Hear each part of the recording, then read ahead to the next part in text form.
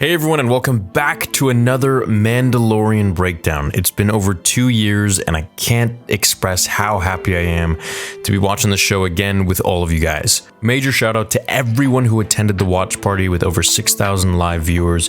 I had a great time. It was great to get you all back in there and to just chill out and have some fun. So going forwards, we will be doing Mandalorian watch parties and then we will be doing the Bad Batch watch parties in the same stream. So they were really fun to do and I can't wait until next week till we do them again. So tonight's breakdown is about The Mandalorian Season 3, Episode 1. We have a few things to discuss here and some things to explain, so let's get started. Now, if you have watched the Book of Boba Fett, then you're all caught up, but if you haven't, then this episode does do a tiny little bit of a recap, so you don't really have to watch it, but of course it does help. As we begin the first episode of The Mandalorian Season 3, we get the armorer crafting a new Mandalorian helmet. Pastel, green and blue with a gold trim. Mandalorians all have different helmets depending on their preference and title. So she walks out to the beachfront as the other Mandalorians stand in a line, ceremoniously welcoming a young Mandalorian boy into their creed of Mandalorians, which are the children of the Watch. The same as Djin Darin. These are the ones who cannot remove their helmets. We also see Paz Vizsla there amongst them, who helped Mando in the first season. He's pretty cool with his gattling gun. He's also a direct descendant of Tarre Vizsla, of House Vizsla. I assume this because they have the same last name. Now, Tarre Vizsla was the first Jedi Mandalorian thousands of years ago, who I believe Grogu will follow suit eventually. He also wielded the Darksaber. Now, this creed is different from other Mandalorian sects, in which a Mando cannot remove one's helmet in the presence of any sentient being. So anyone who's alive, essentially. As they say their creed and swear on the names of their ancestors that they shall walk the way of the Mandalore, a massive sea monster emerges from the ocean, giving major Jurassic Park meets Star Wars vibes. It's not looking good. They put up a gallant fight. It's really cool. We see all their weaponries. They work together. However, it's no use until, of course, Djin Darin shows up and blasts it to pieces in his Naboo N1 starfighter, saving them all. It's always fun seeing this ship. I always have a great time. It takes me right back to the prequels. Seeking retribution for his goodwill here, he walks into the cave of the armorer, where she says, "You removed your helmet. You are no longer a Mandalorian." If we remember from the Book of Boba Fett, he told her this, that he removed his helmet, and she says, "You're no longer a Mandalorian for this." The reason behind this is because they're very traditional. They're not like the new Mandalorians like Bo-Katan, who follow a much more relaxed ideology and much less superstitious than Mando and the Children of the Watch. I also believe they do this to protect themselves by hiding their numbers, for I think it's very hard to track numbers by helmets as they all can look similar, but it's very easy to count by faces. She says redemption is no longer possible since the destruction of Mandalore. Now, Mandalore was the homeworld of the Mandalorians for anyone new here. However, it was destroyed in the bombing and purge of the Empire. It is believed to be full of radiation and poison now. She says that he can't be redeemed because the planet is destroyed and poisoned, therefore he cannot do the one thing that can redeem him to his Mandalorian sect, which is to bathe in the waters beneath the mines of Mandalore. Now, there's really nothing special that we know of about the waters beneath the mines of Mandalore, other than providing Beskar however many years ago. And if it still does exist, then it's very polluted and very poisoned, so I'm wondering how Djin Darin is going to get in there. So he shows her a piece of crystal from Mandalore that Jawa's collected from a random traveler. She is stunned to see it, as it's impossible for anyone to take anything from Mandalore, as setting foot on the planet would kill them as it is poisoned. Clearly, it hasn't been, since he now has this proof. But she says that this proves that Mandalore's surface has been crystallized by fusion rays from all the bombing from the Night of 1,000 Tears. So this makes me wonder, how is Mando even going to step foot on that place if, first of all, it's poisoned, and if there are fusion rays that have crystallized the entire planet, how is he even going to break the surface to get to the mines and then bathe in the waters? It's going to be pretty cool to see the planet, that's definitely for sure. It's going to be very crystallized and essentially like a massive kyber crystal. So Mando argues and says it clearly exists, and that's how someone got this. So if I go there and bathe in those waters, then I'll be accepted back, right? She says, this is the way. And so he has his approval, and we begin our journey. So Mando leaves to Navarro 7 in hyperspace, and as Grogu looks out the window during hyperspace, which is always super relaxing, he notices massive space whales traveling with them in hyperspace. Now these are the Purrgil We saw these guys in Star Wars Rebels, and they helped Ezra and took him to an unknown place, which is where the Ahsoka show, I think, picks up as she's going to try and find him. However, Ezra is also with Grand Admiral Thrawn. I like how they showed this. It was a nice scene, and it connects Ezra, Ahsoka, and Thrawn to the Mandalorian timeline. Maybe we'll see them in this season of The Mandalorian, maybe we'll see them in Ahsoka's show only. I guess time will tell. So they head to Navarro 7, and we meet up with Greef Karga again as he lands down, and the town looks very clean and renovated. Lots of life. Merchants, aliens from all over, Kowakian lizard monkeys, Salacious B. Crumb from Jabba's palace. It's buzzing with droids and beings. It looks great. Very Star Warsy, unlike, sadly, some other shows like Kenobi, which barely had many aliens in it. We come up to the IG-11 droid statue where his parts have been salvaged as much as possible, as he stands as a beacon of hope to all for his efforts. High Magistrate Karga comes to meet Mando, and they go to his office. So clearly he's promoted, and we get some talking going on. Grogu uses the Force to spin his chair, which is the same thing that Yoda did in Revenge of the Sith at the end of the film on Polis Massa when Padme was giving birth, after Anakin and Obi-Wan fought. Albeit, Yoda was doing this not for fun, he just had to turn to be able to talk to Obi-Wan or Bail Organa, as his feet are much too short to touch the ground. So it's cute that, Grogu's using this as like a fun thing. He's using the Force to collect one of the candies on Greef Karga's table, and this is, of course, portraying the fact that he is much stronger with the Force now. And if you saw that interview with Jon Favreau, he did mention that Grogu has been with Luke training for 2 years. I guess we all missed the memo on that one because it was really impossible to tell that that was 2 years of time. And if it was, I would love to see what happened during that time.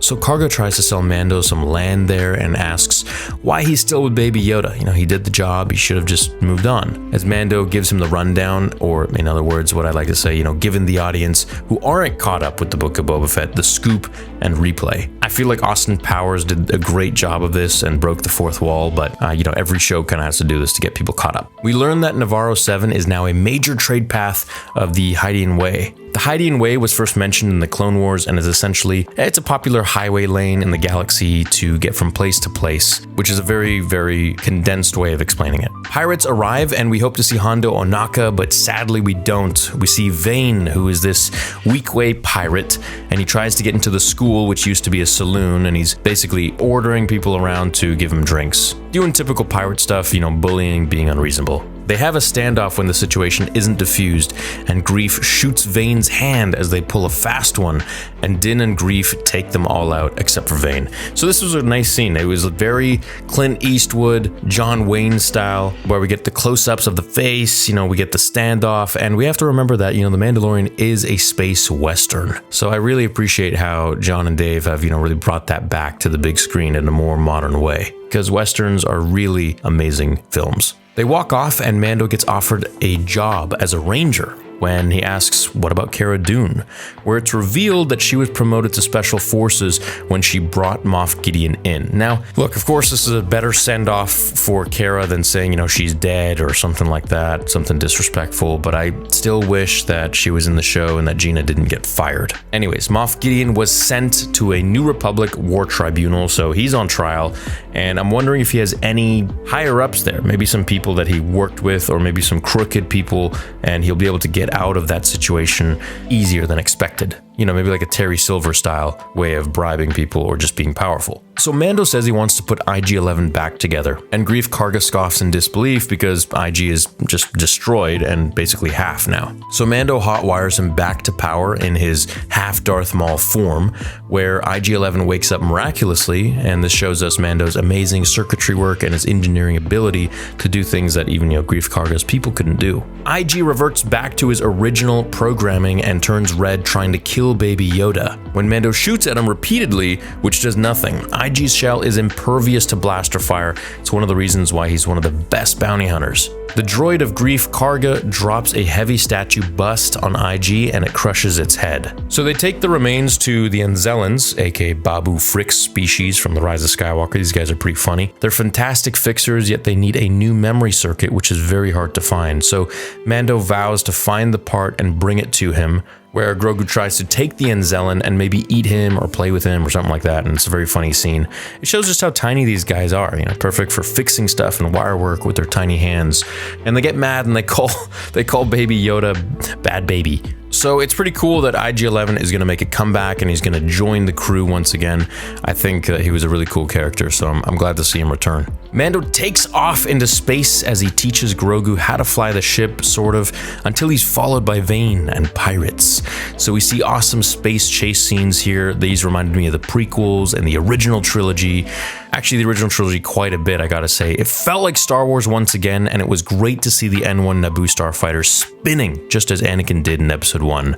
Mando uses the advantage of the ship's maneuverability and speed to decimate all of them. The thing with the Naboo N1 is it's really like a Lamborghini. Like, it just is super fast, super agile, but that also makes it very difficult to drive because the slightest touch will be very responsive. But at this point, Mando knows how to use it really well to its advantages. When Vane leads him back to the captain's ship, it's kind of game over, but this dude is literally Swamp Thing, and it's a very Pirates of the Caribbean vibe here. Mando blasts away to safety, and the lesson here is never trust a pirate. Savvy. Heading to his final destination of the episode, Mando and Grogu arrive to Kalevala. This is another planet in the Mandalorian system and home to House Kryze as they come to a Mandalorian castle. Bo-Katan is kicking her feet up on her empty throne, very alone. They gave her a new wig this season and it looks very much like her animated form. I think she looks fantastic. Props to Katie Sackhoff, she did a great job acting once again as Bo-Katan, just like she did a great job in her animated form in the Clone Wars and Rebels. She's super down with dumps and melancholy because when she arrived back to her people without the Darksaber after the Mandalorian Season 2, she lost all respect and her authority to lead them was gone. She's very mad about it. She blames the Children of the Watch and all factions before it for dividing their people, the Mandalorians, instead of helping to unite them. Now, she is one of the new Mandalorians who don't care much for such trivial, uptight traditions like forbidding one from removing helmets or, taking a bath in the waters below the mines of Mandalore in order to redeem yourself or something like that. She just really thinks those things are ridiculous. These new Mandalorians have a much more chillaxed idea of being a Mandalorian, and in turn, I think this makes them much easier to deal with, but also there aren't so many rules and traditions to abide by, which can of course be good, but can of course be bad. She calls him a fool for his journey to Mandalore to reclaim his name as a Mandalorian by bathing in the water. She says it's just superstition. This shows us the difference between all of the factions. She sees the others as just superstitious beings who believe in nonsensical made-up beliefs. And these, factions are always warring against each other. Now, before the Purge on Mandalore, they were always blowing up the planet just in civil war. So if that wasn't enough, the Empire came along and just destroyed the planet completely and purged it. She says the only special thing about the mines are that they supplied Beskar to their ancestors. So she tells him that the fountain he seeks is below the civic center of Sundari. Now, she says goodbye, Din Djarin, in a very nefarious, dark tone. Either she gave him some whack GPS location where he's gonna get killed, or she really thinks the planet is poisoned and he won't make it out alive. Either way, what I think is gonna happen is she'll probably go there to scoop up the Darksaber from his lifeless body and rule Mandalore once more. The way she said goodbye with that jealous and angry tone really makes her a questionable character now. Is she an ally? Is she neutral?